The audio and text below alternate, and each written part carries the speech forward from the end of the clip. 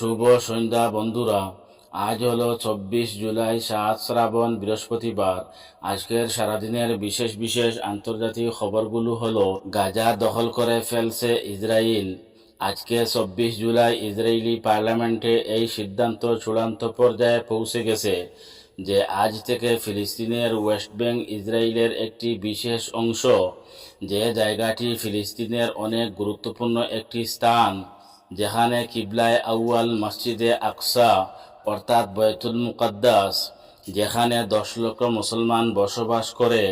রিপোর্টে বলা হয়েছে এখানে ইহুদি বসবাস করবে এবং ইহুদি গ্রাম তৈরি করা হবে এবং ফিলিস্তিনিদেরকে যে কোনো সময় গ্রেফতার করতে পারবে ইসরায়েলি পুলিশ, এবং প্রয়োজনে মুসলমানদেরকে ওয়েস্ট ব্যাংক থেকে বের করে দেওয়া হবে বলে সাফ ঘোষণা দেওয়া হয়েছে।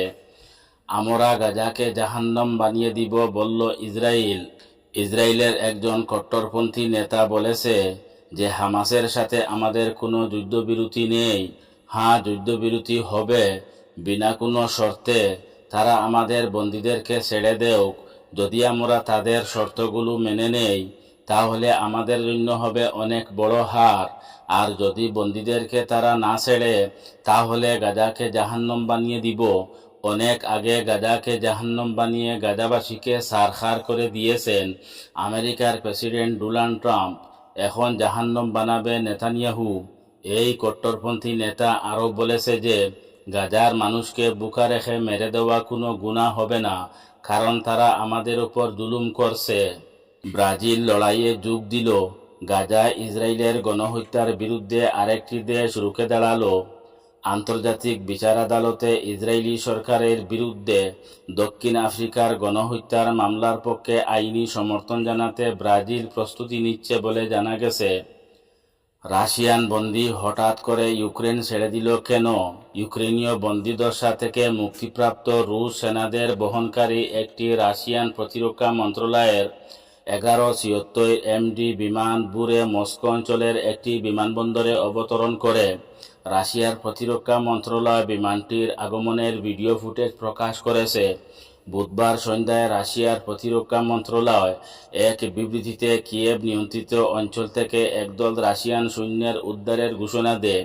আসলে ইউক্রেনীয় চুক্তি অনুসারে তাদেরকে মুক্তি দেওয়া হয়েছে। হামাস মধ্যস্থতাকারীদের কাছে যুদ্ধবিরতি প্রস্তাবের প্রতি তাদের প্রতিক্রিয়া জমা দেওয়ার ঘোষণা দিয়েছে।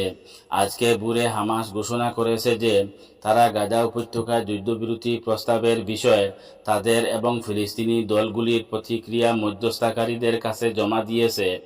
ইসরায়েলি প্রধানমন্ত্রীর কার্যালয় জানিয়েছে যে মধ্যস্থতাকারীরা ইসরায়েলি আলোচনাকারী দলের কাছে হামাসের প্রতিক্রিয়া পৌঁছে দিয়েছেন এবং এটি বর্তমানে বিবেচনাধীন রয়েছে।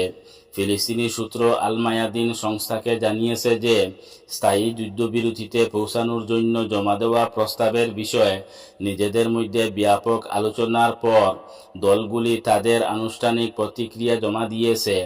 সূত্রগুলি উল্লেখ করেছে যে প্রতিক্রিয়াটিতে বিশেষ করে মানবিক সহায়তা, গাজায় প্রবেশের সমস্যা, ইসরায়েলি সেনা গাজা থেকে প্রত্যাহার করার গ্যারান্টি সম্পর্কে উল্লেখ করা হয়েছে।